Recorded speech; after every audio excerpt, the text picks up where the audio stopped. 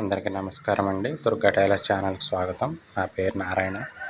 ఈరోజు మనం pant cross పాకెట్లు కుట్టేటప్పుడు తీసుకోవాల్సిన జాగ్రత్తల గురించి మాట్లాడుకుందాం.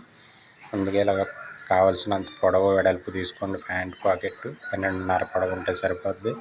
వెడల్పు నడాన్ని బట్టి తీసుకోండి. ఇలాగా ప్యాంట్ పార్ట్ని కరెక్ట్గా పాకెట్ మీద సెట్ చేసుకొని ఆ ప్యాంట్ పార్ట్తో సమానంగా కట్ చేసేసుకోండి. చుట్టూ అందరూ ఇలాగే చేస్తారు అనుకుంటున్నాను. ఒకవేళ తెలియని వాళ్ళ కోసం తెలుస్తుందని పెట్టాను చిన్న వీడియోని. కరెక్ట్గా ప్యాంట్ ఎలా ఉంటే అలా పాకెట్ ముందు కట్ చేసేసుకోవాలి. కుట్టిన తర్వాత సేమ్ ఉండేలాగా పాకెట్ ఓపెన్ దగ్గర ఇలాగా కార్డ్ పెట్టుకుందాం.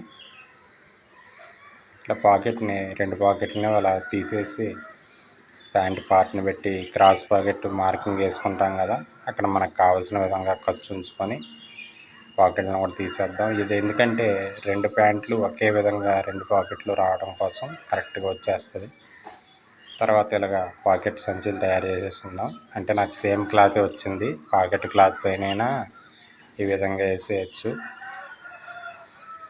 ఈ పాకెట్స్లో తయారీ అప్పుడు ముఖ్యంగా ఏం చేయాలంటే, క్రాస్ పాకెట్లు కొన్ని క్లాతులు సాగిపోయే అవకాశం ఉంటుంది. పాకెట్ కుట్టేటప్పుడు అక్కడ మాత్రం ఎంత మాత్రం పాకెట్ సాగకూడదు.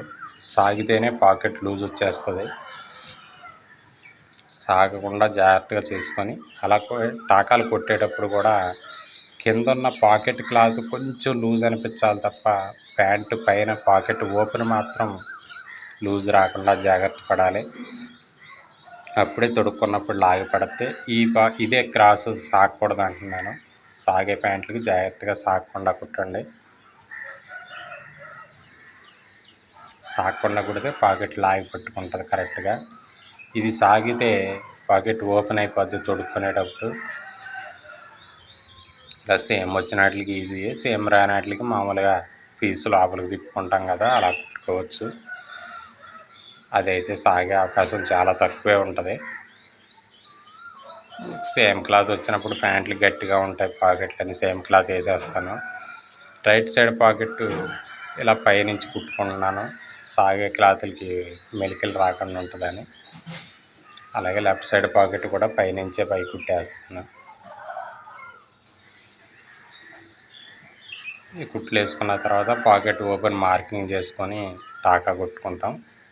ఈ విధంగా కావాల్సినట్టు కింద ఖర్చులోకి వెళ్ళిపోయాడు, పైన ఓపెన్ టాకా కోసం రెండింటికి మార్క్ చేసుకొని ముందే టాకాలు కొట్టేస్తాం.